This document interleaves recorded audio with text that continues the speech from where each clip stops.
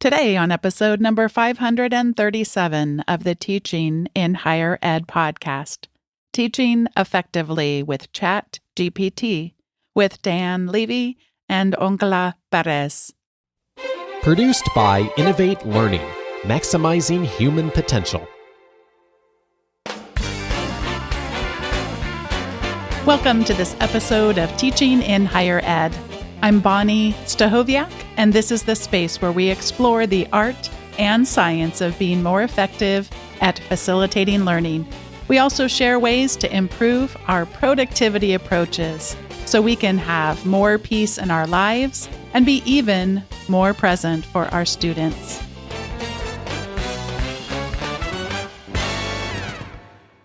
I'm excited today to be welcoming back to the show Dan Levy, and to me welcoming to the show for the first time, Angela Pérez. Dan Levy has been a faculty member at Harvard University for over 20 years, where he's held various positions related to promoting excellence in teaching and learning. He currently serves as the faculty director of the Public Leadership Credential, the Harvard Kennedy School's flagship online learning initiative. He co-founded Teachly, a web application aimed at helping faculty members to teach more effectively and more inclusively. He has won several teaching awards, including the university-wide David Pickard Award for Teaching and Mentoring. Dan wrote Teaching Effectively with Chat GPT with Angela Pérez. He also wrote Teaching Effectively with Zoom, a practical guide to engage your students and help them learn, and Maxims for Thinking Analytically, the wisdom of legendary Harvard professor Richard Zeckhauser. His teaching was featured in a book called Invisible Learning, written by David Franklin. Joining Dan in conversation today and also in collaboration on the book Teaching Effectively with ChatGPT is Angela Pérez. She's an MPA in International Development graduate from the Harvard Kennedy School. Angela currently works as the U.S. Partnerships Lead at Innovate Math, an organization that supports school districts to improve math education, and serves as a teaching fellow at Harvard University. In the past, Angela has worked as chief of staff to the founder of the African Leadership Group, advised governments on education and job creation profiles in Costa Rica, Lebanon, and Rwanda, and worked as a management consultant. Angela, as you will hear, is passionate about fostering classroom innovations that motivate and enhance student learning. Dan Levy and Angela Pérez, welcome to Teaching in Higher Ed. Thank you for having us, Bonnie. Thank you so much, Bonnie. I think so often about imagination. We can hinder ourselves by thinking we have to know all of the how-tos before we can really get started. And what I appreciate so much about both of your work is that you really help us take this more abstract thing and get real practical. Let's do it. So let's begin with starting pretty simple. Even if I really haven't gone in and played very much with Chat GPT or other large language models, what comes to mind for each of you as you think about, here's a couple, 2, 3 things that would just allow you to start really simple that might have some seemingly small payoff for you. And Angela, why don't we start with you? What's coming to mind for you? Some of the simple things we might just start with and just start playing with it and getting some benefits. Perfect. So the first thing that came to mind for me was the brainstorming phase whenever we are trying to either create a new assignment or create a new activity for our students. There's always this moment of trying to face the blank page. Like, how do I overcome that, right? What ideas come to mind? And I find ChatGPT has been an amazing resource to say, okay, give me like 10 different topics or 10 different ideas that I could use to get inspired about something. And many times, like I will ask, for example, ChatGPT, give me 10 ideas of topics that I can use to ask a question about bias in updating in our statistics course. And then they would give 10 ideas. And sometimes the 10 ideas are not perfect, are not what we will end up using, but it inspires us, for new topics and concepts that we can use. So I think that's like a very easy, simple thing to get started with ChatGPT that I would recommend. Thank you so much. And Dan, what's coming to you as far as the simple things we might get started with and experimenting with? I think it's very easy to stay paralyzed in, I don't know where to start. And so I think the easiest way that you can do is to just pick up something you want to improve in your course. Think about a set of slides that you're just thinking, you know what, they're not working that well. Or maybe a class that you have had where you feel like it hasn't worked that well, and maybe you want ideas for what you could do to introduce more active learning. And then literally simply drag those slides or that class plan or whatever documents you think would provide good context for the AI tool, ChatGPT, or whichever one you use it, and start having a conversation as you would with a colleague. And just ask questions of the sort that Angela just pointed. It's very easy to be overwhelmed right now with AI. If you search, what's the formula for prompting that I should use? You'll have thousands of entries come back to you, videos explaining this is the perfect formula,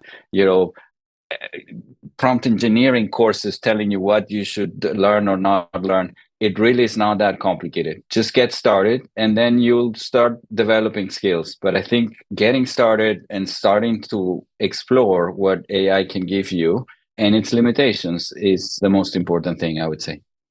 I have had colleagues who aren't, in this world as much as I have been in the last couple of years. And so because it just doesn't work the way we might predict that it would work. And I just want to share, based on what you said, Dan, that sometimes it can even work differently in the same instance when you're using it. So I might have created a new chat, and then all of a sudden, like sometimes when I copy and paste text over, it remains as part of the body of that thread. And then other times it creates it as almost an attachment there. And then, I've literally had it where in the same 5 minutes, it's operating spectacularly well, and then terribly, awfully, all in the same span. So what I appreciate about what you both have encouraged us to do through your work and research and writing is to have more of a playful mindset and to back away a little bit from making us think that it's all about coming up with the perfect prompt, sort of a pass-fail, if you will, around a single prompt. And one thing that took me a bit of getting used to, I'm sure I'm not all the way there, and I really benefited from getting to read your book, but the idea of it being a back and forth conversation. And Angela, I know that you have a metaphor or an analogy to help us think a little bit. How can we make this more into a conversation versus thinking we have to be the perfect prompt engineer? Yeah, Bonnie. So the way I think about it is that we have to treat ChatGPT as a conversation, same as we would with a colleague or with a friend. So take the example of you want to gift something to your partner, right? Is their birthday and you don't have any idea. So you start brainstorming with a friend. And then that friend suggests something like, why don't you buy a spa day for the two of you to go on the weekend? And then you think, oh, that was not a great idea. Or like, I've done that before.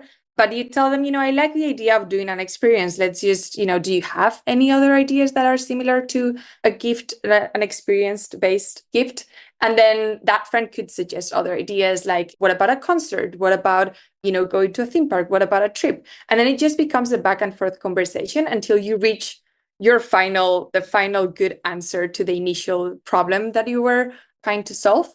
And the fact that the first answer wasn't the good answer, wasn't the final answer, doesn't mean that that friend wasn't useful for you in the process of trying to understand what gift you could give to your partner, right? And so I think I like to think of conversations with ChatGPT as conversations with a human, right? It's not just I'm going to ask you something and I'm going to expect the perfect answer, but it's a back and forth process where the other person, or ChatGPT in this case, gets to know better what you are looking for until they give you the final answer. That is so helpful. And I'm going to share a quick anecdote, and then I want to hear Dan's reaction to this as well to extend our thinking about this back and forth. I was very much looking forward to celebrating one of our seniors. He had been in a couple of classes of mine. He was one of our men's basketball players. And so I had not been to, I kept hearing about this. Oh, it's the senior night. It's the senior night. It's the senior night. I didn't know what that meant. It felt a little bit like it was a cultural celebration. I had been invited before, but I didn't know what the traditions were. I just knew it was a big deal, but I didn't know, what do you do? Do you bring a gift? And if I were to bring a gift, what kinds of things? So I asked Chat GPT, and because I thought like maybe as like a gift, not a gift basket, but like, a few little small things was what I was thinking. I'm a big fan of little small things, because then you might touch on one thing that somebody really thought was special or something. And so it recommended to me a couple of things that would have been likely to be appropriate. And then it recommended that I buy this young man deodorant and put that into the package for him. It made me laugh so hard, because I was just imagining if I had brought, just speaking of cultural taboos, that would have been so inappropriate and so awkward for me. I mean, obviously I knew that wasn't something that I should do, but it still made me chuckle. However, in the very same conversation, it recommended to me, without me asking it, it said, hey, you probably want to be cautious because there are some rules and regulations around gifts and around college athletics. And we are just in the middle of switching our division that we play in at my university. And so I talked to my friend who's very involved in athletics, and she said, you wouldn't have run into those rules this particular senior night, but you will run into those rules this very coming year that we're about to start. And so it was one of those things where I didn't know to ask it that information. So it's telling me information that was helpful. I never would have thought. I was just asking about types of gifts and did not know in my prompt that I should include that very helpful advice, right? And then it also gave me absolutely terrible advice that I didn't have to ask because I already knew was really bad. So anyway, Dan, I'd love to hear some of your reflections on just thinking about what we might learn about thinking of this more like a back and forth conversation. Yeah, I think back and forth conversation is the right way to approach it. In fact, if I look at the prompts that I write, I seem very polite to be talking to a machine, because I'm like, please, thank you. And I think part of it, it won't make much difference on the output that I get, but part of it is putting yourself in the frame of mind that Angela was describing, which is you're just speaking with another person and you are trying through that conversation to arrive to where you are. I want to say one thing about this, which is that, first of all, I believe in human connection, and I believe conversation with another human being will never replace the emotional pleasure that I get in interacting with another human being. Having said that, I want to point to a few advantages of using ChatGPT or any AI tool to have that conversation over a human conversation. The first one is that it has infinite patience. So as Angela pointed out, you can say, give me 5 ideas, give me 10 ideas. It would be hard for any of us to come up with so many ideas. So that's the first one. The second one is that you don't need all the ideas that it gives you. You can discard as many of them as you want. You're often, in the case of the gift that you were describing, you didn't need to pay attention to every single suggestion that he gave you. You could discard as many of them as you wanted. And frankly, the AI tool won't get offended. But if you're speaking with another human being and you say, no, this idea is not good, no, this idea is not good, there comes a moment where that conversation might run into a halt. That won't happen if you're speaking with an AI tool. And then the third thing that I would say that I think is useful to keep in mind is that, particularly for conversations that you have over extended periods of time, I don't know if this has ever happened to you. Maybe you hire a student to help you with something, and then they produce something, and then they come back 2 weeks later, and then you can't remember what is it that you asked and what was the conversation about. Here, you basically have a record of what's going on in a way that I think would be much harder to do in our daily life. So again, I'm not suggesting AI should replace our human conversations, but at least for some purposes, I think it actually has some advantages over trying to do this with another person. As I was going through and reading the book, I found such joy in that I could remember not knowing what you were sharing, and then just how much faster it would be for someone to get up to speed using this. And that was another thing where now I know that I can not only save conversations, but do the equivalent of pinning them. There's some search capabilities. And this is a hard thing I find for many people to even if they live this way in their scholarly research, they might understand the importance in their scholarly research of annotating different citations. Perhaps they use some type of a digital references manager of some kind. But then when it comes to just maybe more personal or maybe informal uses, not really seeing a value in something like a digital bookmarking tool, which I go to my digital bookmarking tool more than 10, 20 times a day. But it's hard because they think, why would I ever do that when I could just Google it? And it's very hard for me to put into words what you don't get by just going to a search engine, or in this particular case, what you don't get if you just go to a large language model and that's where you've started on that blank slate, if you will, versus some of the more nuanced, hard to describe benefits. Part of why they're hard to describe is that we need to be better at our metaphors, but part of why they're hard to describe is because this is an area that's changing. So just in the last year, many of these models now have what they call a memory. And that memory, the first time I remember where it popped up and said, I've added that to my memory, I thought, I'm not sure if that's exactly, because sometimes what you're doing is just playing with it and you might be, taking on another character. And the note-taking AI that I was mentioning earlier got confused and thought I was responsible for the Lilly conferences, which would make Todd Sakrisik chuckle because he is the one who runs the Lilly conferences. So it's like, but it just got confused because of the context in which it was looking at the information. It had my bio, but it was also general information about the Lilly conferences. So that confused it to thinking, ergo, I must be in charge of them. So what else should we be thinking about in terms of either the back and forth that might be helpful, or just this idea of saving those conversations, and anything that you might want to add just about some of these large language models, Chat GPT specifically, having a memory? What are the implications of that? So maybe just very quickly, this is not so much about the memory, but about the back and forth.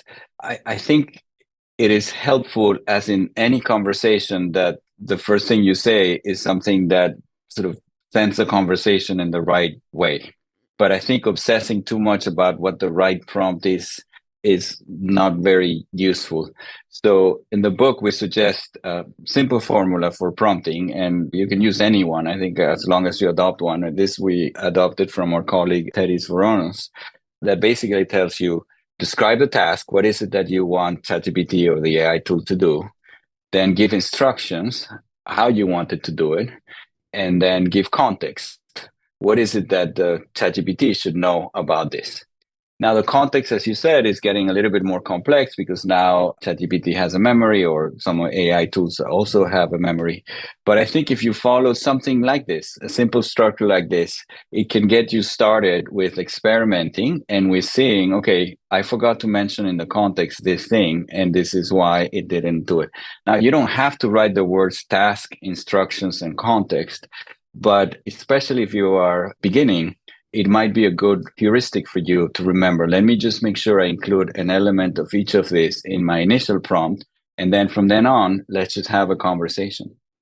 We started this conversation saying that your approach really has been, how can we apply this today? And I am excited to announce that we all have the capability to build something that I really doubted myself on. Seemed like it might be a little bit too complex, a little bit too hard. And you have both gifted me with some confidence to experiment beyond what I had possessed before you gave me that gift. So what we're talking about here, we're going to spend some minutes talking about what are called custom chat bots. I would like for one of you to give us just an example of your own or a colleague's custom chatbot, like how might one work in a particular discipline or a particular class, and then help pass it on to the rest of us. How do we, can we do this? Is this something that we actually, any of us could do? Is it harder than we think, or does it actually turn out to be easier than we think? I can go ahead, Bonnie. I think, well, first of all, I'm really glad to hear that the book helped you, approach ChatGPT with more confidence. I think that was a big goal for us, to demystify AI and ChatGPT for educators and just say, this is something simple that you can start using and integrate it into your day-to-day life. And then there are like different levels of complexity, right? And customized ChatGPT is something that sounds very advanced and sounds very mystic, but in reality, what it is, it's just a model of ChatGPT that you can tailor specifically to your needs through specific instructions, right? So same as in a prompt in a new chat, you would add instructions with the context and the task. In a customized chatbot, you can also tailor the functionality of the ChatGPT model to your needs by adding more context, by adding instructions and the task that you want that model to fulfill. And the benefit of having this customized model versus just a normal ChatGPT conversation is that you can use this repeatedly over time, right? You want, for example, to create assignment questions for a specific course, and you know that that's something that you're going to do repeatedly over time during a course. And you don't want to start a chat because if you're like an avid user of ChatGPT, maybe that chat gets lost over time. You could create a customized chatbot that you can then access repeatedly to create specific assignment questions for a course that you're teaching. We cover some examples in our book, and I want to share with you specific examples of educators that have used customized chatbot today. And we have, for example, one interesting customized chatbot from Professor Todd Rogers from the Harvard Kennedy School. And he uses his chatbot as a writing editor for effective communication. So that's what he specializes on. And what the customized chatbot does is its input is a normal text that may be long, and then it transforms that text into effective communications using the instructions and principles that Professor Rogers has configured in the chatbot to do. So like these, there are multiple different customized chatbots that we cover. We also cover personalized AI tutors, for example, that our colleagues Dedies Voronos and Chart Girl did for statistics. We cover negotiator simulations and many others that I'm not going to like continue talking. We can be here forever. But just to say that, we just want to inspire different uses that customized chatbots can be done, and that they can be for anybody, not only for the most experienced users. And of course, it really does come back to what's hindering us. But so often what's hindering us is just not having quite the imagination for it yet. And then when we get with other people who are also playfully experimenting, as you have done so much with your colleagues, it was very inspiring to see those sparks of imagination that you have used. And then also it just sounds like it's quite infectious there. Dan, what's coming to your mind in terms of these custom chatbots? Yeah, so just to be super, super concrete, the example that Angela just used. So suppose you want to create assignment questions for your course. To create a customized chatbot, what you would do is, as Angela said, you would write the context of your course. What are the goals of your course? Anything that you think ChatGPT would want to know, that if you were starting a conversation from scratch, you would do it. But you would also add any documents from your course that you want ChatGPT to take into account in crafting those questions, maybe the syllabus, maybe if there's a handout or slides that you want to draw from. And then the basic idea is that once you've put that structure, you can go to that exact customized ChatGPT with the instructions and the files that you uploaded, and then say, okay, now I want to create assignment questions for this topic. So all you need to do literally is have instructions, which are the same thing as you would do in a prompt for ChatGPT, and have the files that you wanted to draw from, with the advantage that you don't have to start from scratch every time. You just go to that customized bot and you do it. So let me just say a couple of quick things and then sort of open it up for more conversation. The first one is that you might think, oh, I don't know how to do it, but there's nothing beyond what you have already learned. If you know how to prompt ChatGPT, you know how to create a customized bot, to the point that if you want to see how a prompt looks like for a customized bot, we have a companion site for the book where some of the prompts are there. So you can literally copy and paste and start with one of them like that. So that's one thing. You don't need any coding. You just need to follow the steps to create and then apply everything that you know about how to use ChatGPT. And then the second thing I would say is that you can think of creating customized chatbots for you. The example that we just discussed is like for you, but you can also think about creating customized chatbots for your students. And that is an opportunity that I think many of us could use, particularly as we think about creating some space where students can benefit from using AI in ways that we think are conducive to their learning.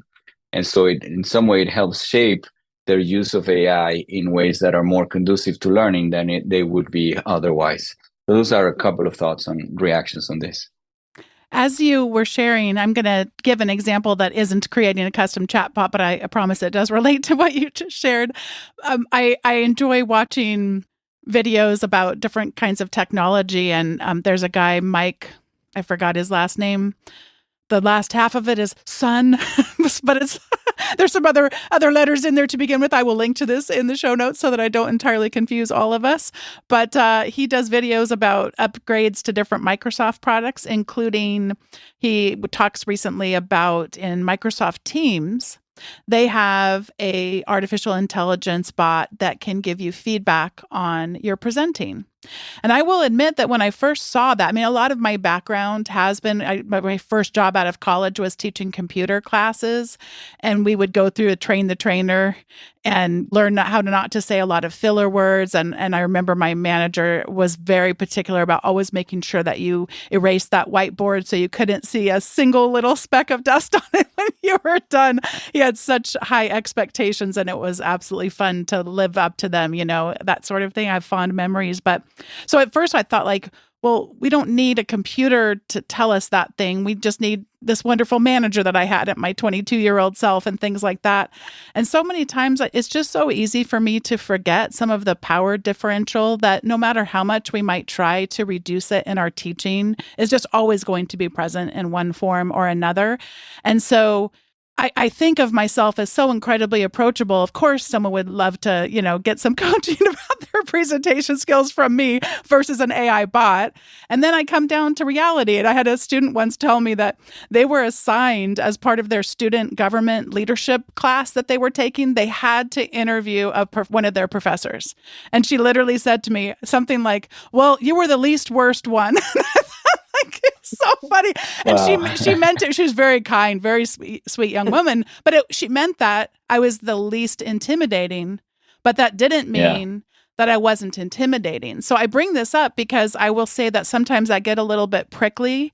The idea of giving some of what we might bring to our teaching in terms of coaching, giving advice, over to a chat bot, or in this case, to an AI tool that is watching the video of you presenting, and it notices that you're saying a lot. And in fact, the example he gives on the video is actually on the screen, making this person aware that you're saying a lot, that type of a thing. Versus when I was 22, they would ring one of those hotel bells every time I said and so when I say today, I hear myself saying it, and I'm 53 now. We're talking many decades later. I still have that ingrained in me. So all this to say, what's coming to your mind in terms of how to have students using Chat GPT, but then even whether you're using it as a coach or you're using it in some of these other ways that we haven't talked about yet. So let's maybe start with students receiving guidance, coaching, input from a chatbot versus a professor, and then we'll leave a couple minutes for us to explore it from a practical standpoint, students making use of it. Does that sound like an okay way to head now? Okay. So who wants to start with responding to my chatbots taking over coaching guidance that may come from a professor in the past? Yeah, but I loved your example, and it's very true. We actually have seen similar types of uses in colleagues that we interview for the book. And what I find powerful about those kind of uses is that it makes the feedback from the teacher scalable in a way that would be impossible to do on a one-to-many basis, right? So it merges the best of the teacher's knowledge and nuanced feedback with the best of technology to be able to give that feedback to all of their students, right?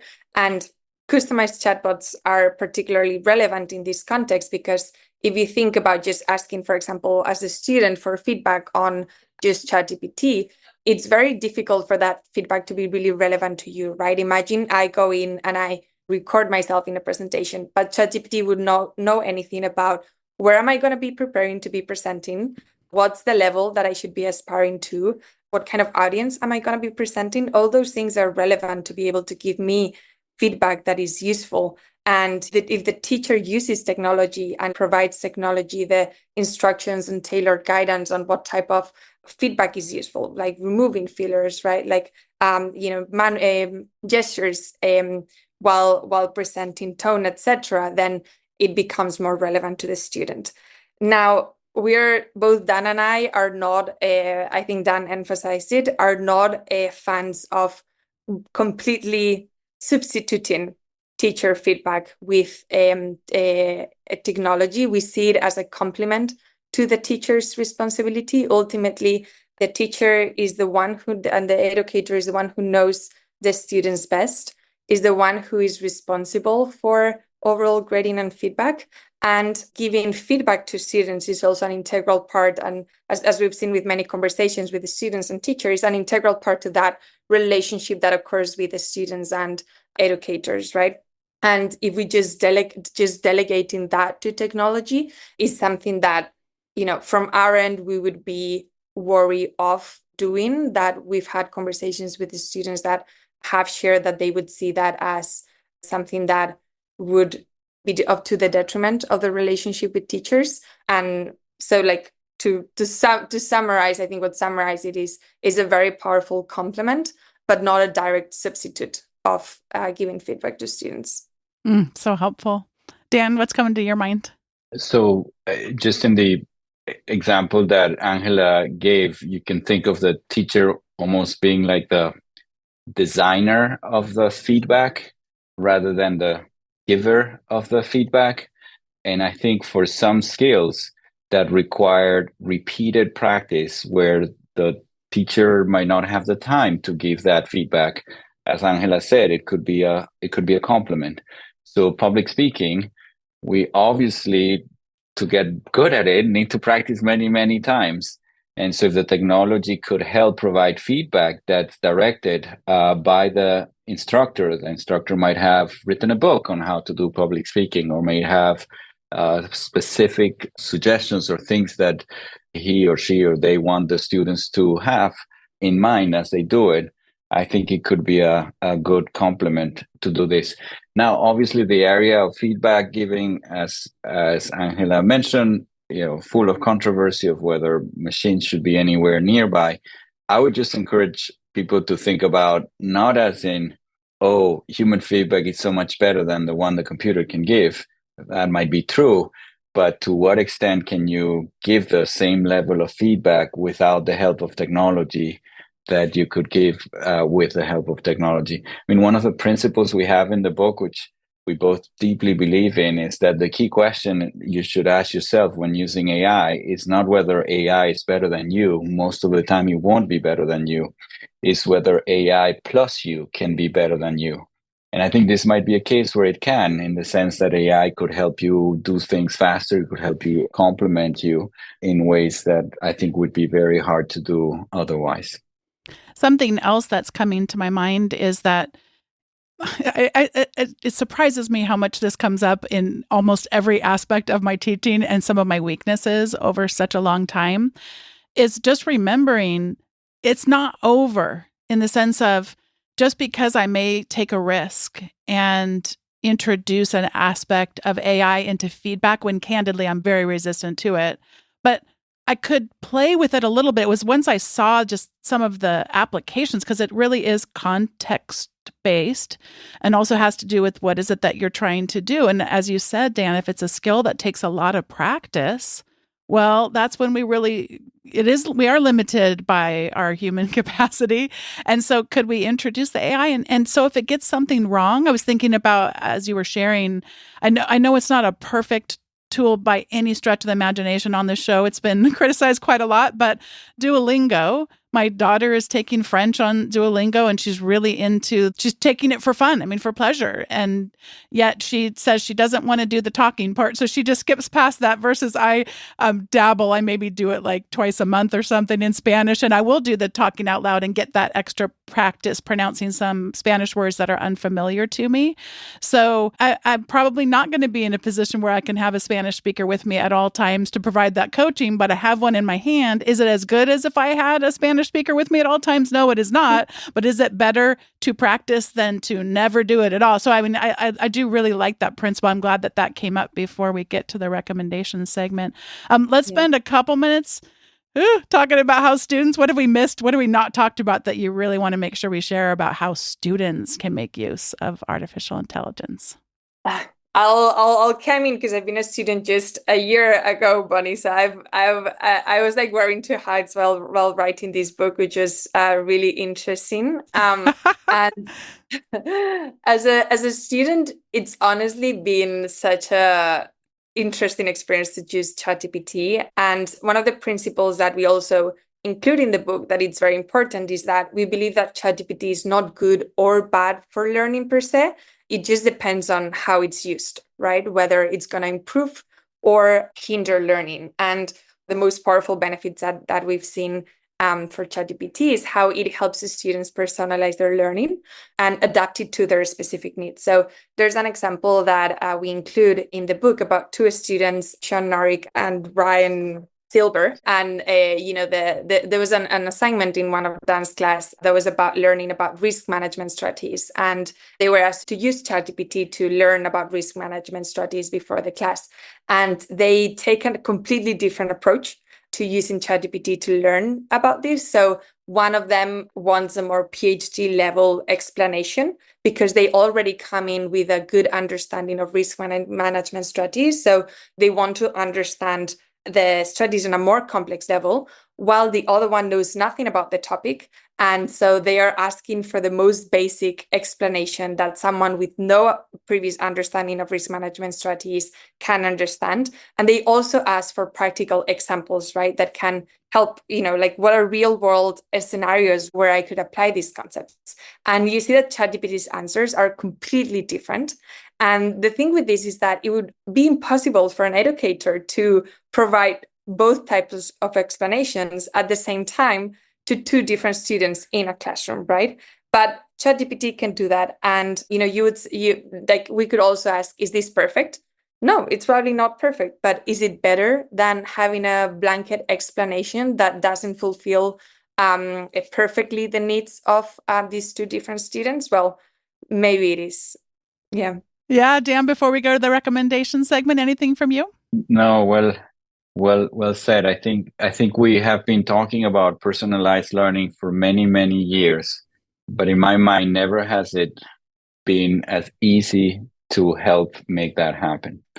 And you can make it happen by literally giving students instructions that they could put into ChatGPT or whatever AI tool they use to personalize the learning. Or now you can just create a customized bot that already sort of might start by asking students, what are your interests? What's your level on this subject? 2 or 3 questions, and then start sort of a learning experience that's adapted to that student. Were there tools before to do this? Yes, but they were not as easy to use as this one. They're not as versatile as this one. So I think I think that's very powerful. Then one more thing I want to say about this is about customized bots, but about AI more generally. So when we were creating customized bots at our university, one of the things that was very interesting is to hear students' sort of reasons for wanting to use the bot. And one of the reasons relates to one thing you said before, Bonnie, which is that students would say something like, I can ask the bot questions that I would be embarrassed to ask my instructor. So imagine you are a student and you go to your instructor and the instructor explains something and you're like, oh, I didn't understand. Maybe you ask once or twice, but then after a little while, even if the instructor is very patient, you might just not feel comfortable. With an AI tool, infinite patience. You can ask as many times as you want. You can say, I don't understand. Let's go in this direction. Let's go in that direction. Again, is it perfect? No, it certainly has issues of accuracy. It certainly has issues of biases. So we don't want to dismiss that. But we also want to think about what's the counterfactual. What would the student do in the absence of this AI tool? And in some cases, this is better than whatever they would do otherwise. So not perfect, but as Angela said before, a potentially good complement to you as a teacher. This is the time in the show where we each get to share our recommendations, and it may not surprise listeners to learn that the first of my two recommendations is the very book we've been talking about.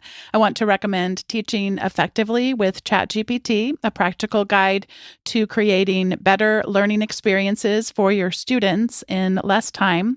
We're having this conversation about halfway through the year of 2024. And as of this date, the most downloaded episode ever of Teaching in Higher Ed was featuring Dan Levy, and it was in early 2020, Teaching Effectively with Zoom. And I was doing some traveling recently, Dan, and I got to meet so many fans of this podcast. And it was so edifying to hear them share about that. In some cases, they were sharing that that's right when they started listening.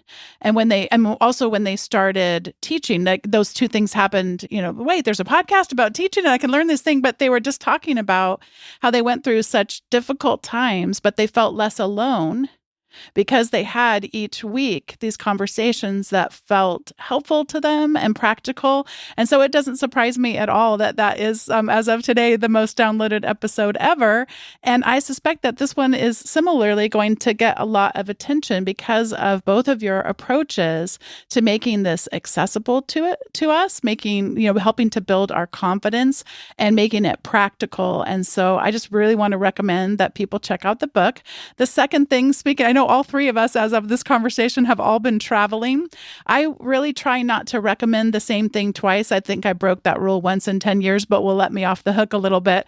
But I'm going to cheat a slight little bit here. So I have recommended this app in the past. The app is called Flighty, the name of the app. So I'm going to recommend Flighty Pro, which is the paid version of an otherwise free app, so I can get away with recommending it again.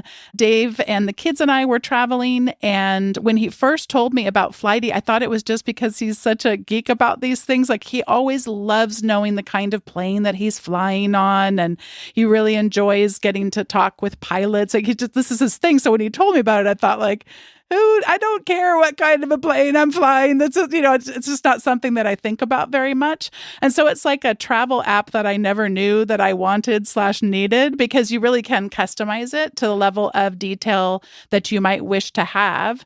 But it is so convenient. Most of the time, it will pick up on notifications before an airline is even able to communicate with you about really pivotal parts of your travel experience, if you're going to be delayed and all the implications of that. It's also just a gorgeously designed app. I mean, so fun. And then if you want to share your travel with other people, it's extremely easy to be able to travel. And then you can kind of see the map of where you are and all the things. So the pro version gives you access to greater tracking, where's my plane, 4 times faster alerts, calendar sync, sharing, and travel history all in one. So those are my 2 recommendations. And Angela, I will pass it over to you for whatever you would like to be sharing today. I'm definitely going to be downloading that app. I love tracking all of my trips. I'm big on documenting anything that I do. So that was definitely a great recommendation for me. I'm going to recommend a book that I started recently called The Anxious Generation by Jonathan Haidt, which I think many people may be already familiar with, but I've been following his work for many years. And as someone who is in education and also, believes in the power of technology, but is also very afraid of what technology can do to us. I find that Jonathan Haidt's thinking really challenges my own ideas and helps me better understand new trends among younger generations. And so I think it's a very good book and very relevant in today's world for anybody in this field. And I could continue talking about this forever, but I know we're short of time, and also excited to hear about Dan's recommendation. Yay! Thank you for that segue. So I'm going to do the same as you, Bonnie. I'm going to recommend a book as you and Angela did, and also recommend technology, because I think I'm also a little bit of a tech nerd when it comes to using things for improving your daily work. So the book is called Becoming Great Universities. The authors are Dick Light, who's a colleague of mine here at the Kennedy School, and Alison Jegla. I love the book, and I think the book should be read by anyone either teaching or in a role of administrator at any higher education institution. The book is a little bit, I know, Bonnie, you follow with great interest the work of Jim Lang of Small Teaching. And the book has that flavor of like, look, you don't need to invest millions of dollars to do some of these changes. And they are so simple and yet actionable ideas for improving what we do at universities that I just found the book tremendously helpful. On the technology, this is something that Angela, every time comes to my office, chuckles a little bit, but I will recommend it anyway. So I have this device called a Stream Deck, which normally is for streamers. And it's a device that has a bunch of buttons, and the buttons take you to whatever you want to go in your computer. And so in some way, the device pushes all my buttons because the pleasure of pressing a button and going to exactly where you want on your computer is just extremely powerful. And just to illustrate with one concrete example how it worked, when Angela and I were writing a book, as you can imagine, we had many documents and websites that we sort of wanted to keep track of. One was the book manuscript itself. The other one was how we were keeping track of the collaborators and getting authorization from them. The other one was what examples we were drawing from and so on. And so I have a computer with two screens, and I would press a button in my Stream Deck that said start writing. And then I would see in 7 seconds, there's two screens divided into 4 quadrants, and each of them with a document that I needed at that time. So I didn't have to rearrange windows or anything like that. So doing that produced a sense of joy and pleasure for me that I could start writing whenever I wanted to start writing. I didn't have to spend all this time getting distracted. So Stream Deck, I have no financial interest in this. You don't need to be a streamer. It's very easy to use, but I just found it to be an incredibly powerful tool to, and if you are ever teaching on Zoom or Teams or anything like that, I think it's extremely helpful in helping you manage the flow of windows and everything that happens. So those are my 2 recommendations. Oh my gosh.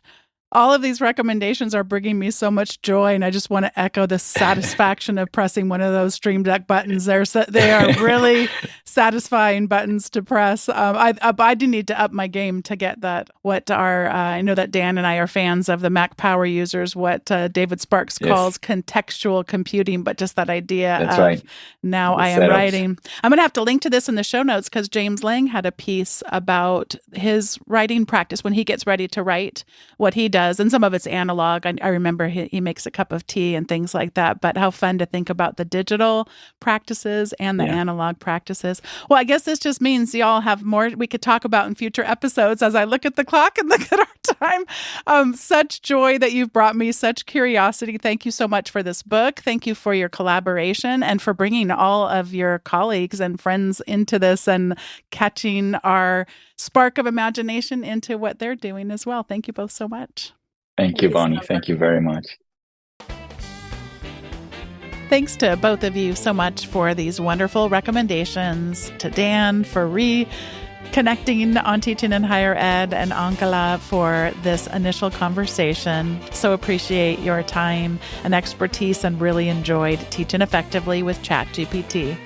Today's episode was produced by me, Bonnie Stachowiak. It was edited by the ever-talented Andrew Kroger. Podcast production support was provided by the incredible Sierra Priest. If you've been listening for a while and haven't signed up for the weekly update, head over to teachinginhighered.com/subscribe. You'll receive the most recent episode's show notes along with some other resources that don't show up on the usual shows. Thanks so much for listening, and I'll see you next time on Teaching in Higher Ed.